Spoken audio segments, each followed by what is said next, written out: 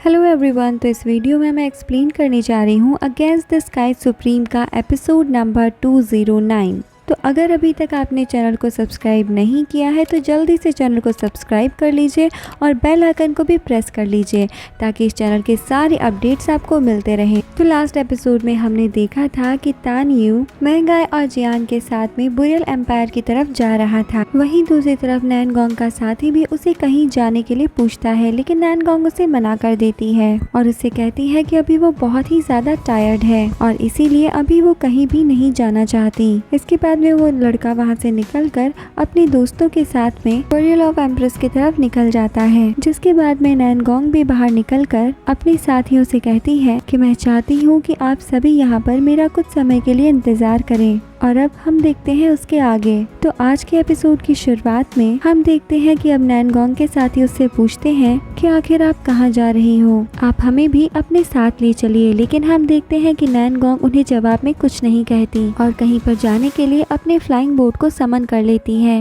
ये देखने के बाद में उसके टीममेट्स उसके सामने झुक जाते हैं और कहते हैं कि मास्टर ने हमें आपके साथ रहने का ऑर्डर दिया था क्योंकि ये इटर्नल लैंड ऑफ ट्रायल्स बहुत ही ज्यादा खतरनाक है, इसीलिए हम चारों को आपके साथ ही रहना चाहिए क्योंकि वहाँ जाने के बाद में अगर आपके साथ कुछ हो जाता है तो उसके बाद में हमारी मौत भी पक्की है। जिस पर नैनगोंग उनसे कहती है कि अगर वहाँ पर बहुत बड़ा खतरा आया जिससे मैं नहीं बच पा रही तो वहाँ पर तुम लोगों की मदद से भी मैं कुछ नहीं कर पाऊंगी, इसीलिए अब तुम सब उठ जाओ और रिलैक्स करो। तुम्हें चिंता करने की कोई जरूरत नहीं है और ना ही मुझे फॉलो करने की जरूरत है। और इतना कहते ही वो अपनी फ्लाइंग बोट में बैठकर वहाँ से निकल जाती है। जिसके अगले सीन में हमें दिखाया जाता है कि वो उड़कर दोबारा से उसी जगह पर आ जाती है जहाँ पर अभी थोड़ी देर पहले तानियो, रुक्सी और बिग हेड ने एक ड्रैगन को मारा था। वो यहाँ पर आते ही चारों तरफ तानियो को ढूंढने लगती है, लेकिन तानियो तो यहाँ से ऑलरेडी जा चुका है। लेकिन क्योंकि नैनगोंग को ये बात पता नहीं थी तो वो सोचने लगती है कि कहीं तानियो यहाँ पर मारा तो नहीं गया। और ये सोचते सोचते उसकी आंखों से यहाँ आंसू निकलने लगते हैं और उसे ऐसा इसलिए लग रहा था क्योंकि उसने तानियो को अपनी तलवार से स्टैब किया था। और वो तानियो को ढूंढने के लिए इस पूरी जगह को स्कैन करती है, लेकिन यहाँ पर उसे तानियो का कोई भी नाम और निशान नहीं मिलता।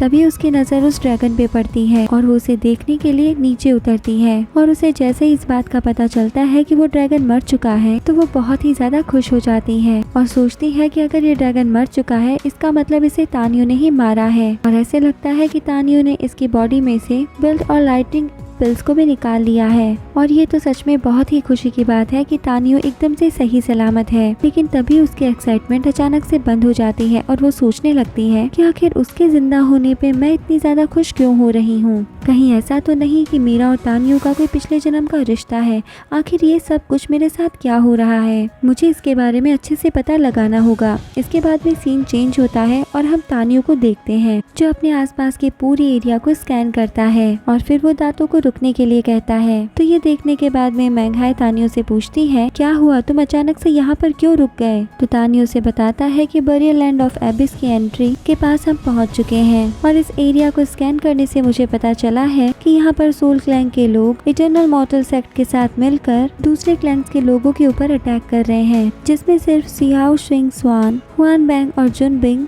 सही सलामत है। इनके अलावा इनके सारे साथी पूरी तरह से घायल हो चुके हैं। तो अब ये सब सुनने के बाद में मैंघाई कहती है कि वो चारों तो एंशिएंट सोल के सबसे पावरफुल डिसिपल्स हैं और इसीलिए मुझे नहीं लगता कि वो इटर्नल इमोर्टल लैंड के डिसिपल से हार जाएंगे। तो तानियो कहता है कि इन दोनों सेक्ट्स में भी काफी ऐसे डिसिपल्स हैं जो सच में काफी ज्यादा पावरफुल हैं। तो वो लोग अगर एक साथ मिलकर सियाओ सिंह स्वांग पर अटैक कर देते हैं तो उन सभी को संभालना उन चारों के लिए बहुत मुश्किल होगा। और अभी जैसी उन चारों की हालत है तो वो लोग उनको सिर्फ 1 घंटा ही संभाल पाएंगे। तो ये सुनने के बाद में मैंघाई सोचने लगती है और कहती है कि तानियो क्या हमें जाकर उनको बचाना चाहिए। तो पीछे से जियान कहती है कि हमारे होली सेक्ट के साथ में उनकी काफी दिनों से बहस चल रही है और नाइमस के साथ वैसे भी हमारे रिश्ते अच्छे नहीं है तो उन्हें बचाकर कोई फायदा नहीं है और ना ही हमें उसकी जरूरत है। जिस पर मैंघाई कहती है भले ही ये बात सच है कि नाइन बेस और हमारे क्लैंक के बीच में काफी दिनों से अनबन चल रही है, लेकिन इसका मतलब ये नहीं है कि हम उन्हें मरने के लिए छोड़ दें। क्योंकि कंपटीशन के दौरान जब मेरी फाइट सियाओ सिंह स्वान के साथ हो रही थी तो मेरे साथ वो काफी काइंडली बिहेव कर रही थी। तो ये सुनने के बाद में जियान जियान कहती है कि अगर ऐसी ही बात है तो हमें जाकर के उन्हें बचा लेना चाहिए, लेकिन आखिरी फैसला तो ब्रदर तानियो का ही होगा।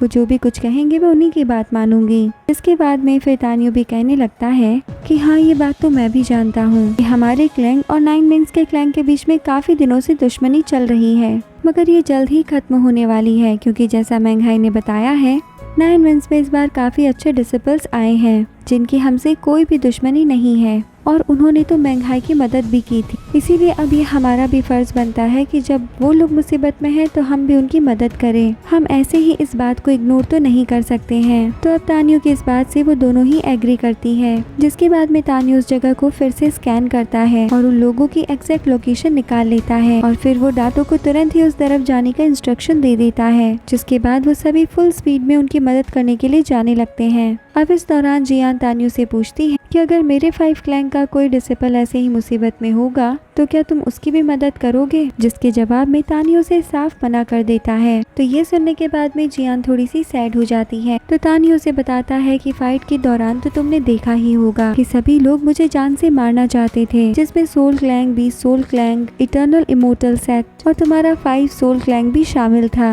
इसी वजह से मैं उन्हें बिल्कुल भी नहीं बचाऊंगा, क्योंकि उनके मास्टर्स बहुत ही ज्यादा घटिया हैं। ये सुनने के बाद में जियान उससे पूछती है कि अगर मैं तुमसे उन्हें बचाने के लिए रिक्वेस्ट करूंगी तो फिर तुम्हारा क्या रिएक्शन रहेगा। तो तानियो कहता है कि तुम चाहे कितनी भी रिक्वेस्ट कर लो, लेकिन फिर भी मैं उन्हीं तो नहीं बचाने वाला। जिसके बाद में फिर वो जियान से कहता है कि तुम्हें एक बात तो जान लेनी चाहिए कि मैं लिंगू शांगे, वुहांग, मुरोंगोंग और वू से इन सभी को जान से मारने वाला हूँ, वो भी अपने इन्हीं हाथों से। इसके बाद में जियान उनसे कहती है कि ठीक है, तुम्हें जैसा ठीक लगे तुम वैसा करो। इसके बाद सीन चेंज होता है और हमें दिखाया जाता है कि सोल लैंड के लोग 9 मेंस के लोगों को काफी घायल कर देते हैं, लेकिन इसके बाद भी उनकी फाइट यहाँ पर रुकी नहीं थी। वो लोग अभी भी जोरों शोरों से फाइट में लगे हुए थे। यहाँ पर तो इटर्नल इमोर्टल सेक्ट का ये बंदा 9 मेंस के 2 डिसिपल्स को तो अकेले ही मार देता है, लेकिन 9 मेंस के लोग भी बुरी तरह से घायल होने के बावजूद उनका पूरी ताकत से मुकाबला कर रहे थे, और सोल क्लैंग के लोग तो एक साइड में खड़े होकर आराम से जैसे एक शो का मजा ले रहे थे। तभी बीइंग इटर्नल इमोर्टल सेक्ट का एक बंदा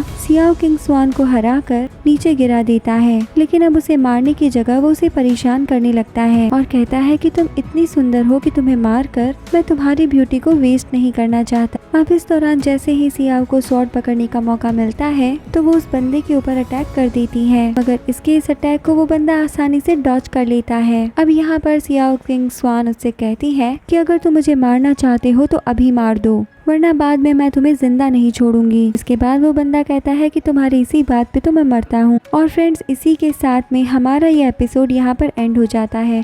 तो आपको ये एपिसोड एक्सप्लेनेशन कैसे लग रहे हैं आप हमें कमेंट सेक्शन में कमेंट करके ज़रूर बताना। साथ ही में वीडियो को लाइक और शेयर करना भी मत भूलना। तो दोस्तों, मिलते हैं नेक्स्ट एक्सप्लेनेशन के साथ नेक्स्ट वीडियो में। तब तक के लिए bye bye, take care and thank you.